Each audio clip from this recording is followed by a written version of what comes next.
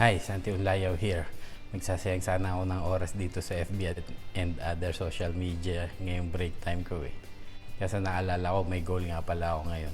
At ang goal ko today ay bigyan kayo ng tip or life hack or video hack kung paano nyo maiiwasan yung copyright claim.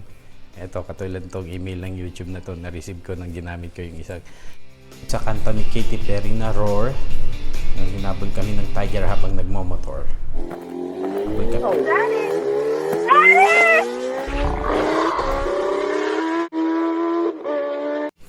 Na-detect nila kasi meron na silang algorithm na content ID.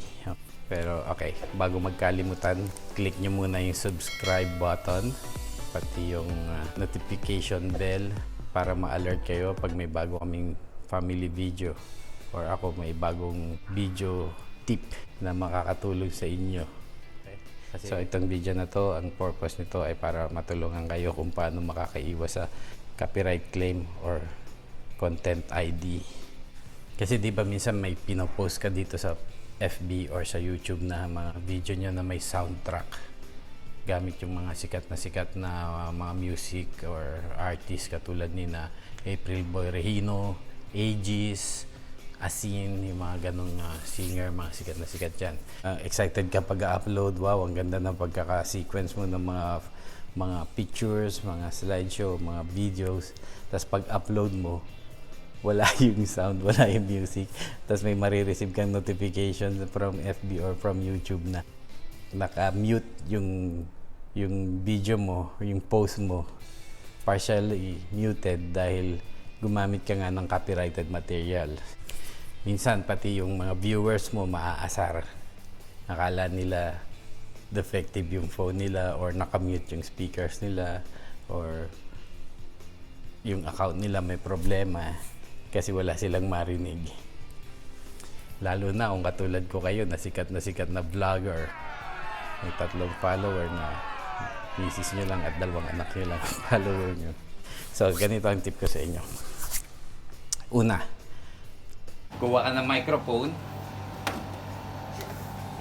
Tapos, ganito, gamit ka ng video okay.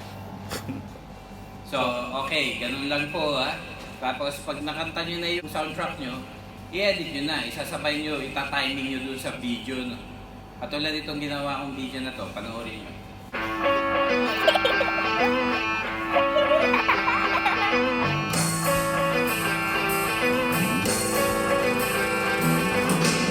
No one told you life was gonna be this way.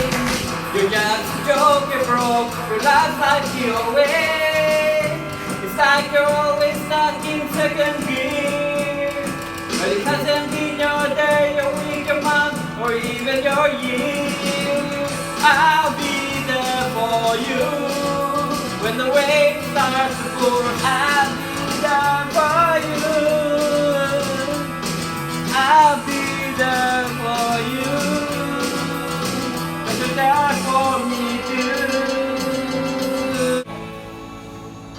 Oh, very good. So, alam naman natin na madaming audio soundtrack na free na pwede mong i-download from YouTube or kahit yung mga video editing apps na sa iOS or Android, may mga built-in na soundtrack yan na free na magagamit mo para hindi ka ma-copyright infringement or hindi ka magkaroon ng copyright claims.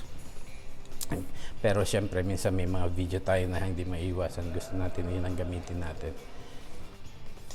At kung katulad ko kayo na sobrang talented singer, napakalaking advantage ang paggamit nyo ng video okay para magkaroon ng soundtrack yung mga video nyo. Okay? Thank you for watching. Like, subscribe, and share. At tulad ng dati, hindi ko alam kung paano tatapusin itong video na to. Kaya ganito na lang, bigla na lang mawawala. Ay no, hirap maging trying hard.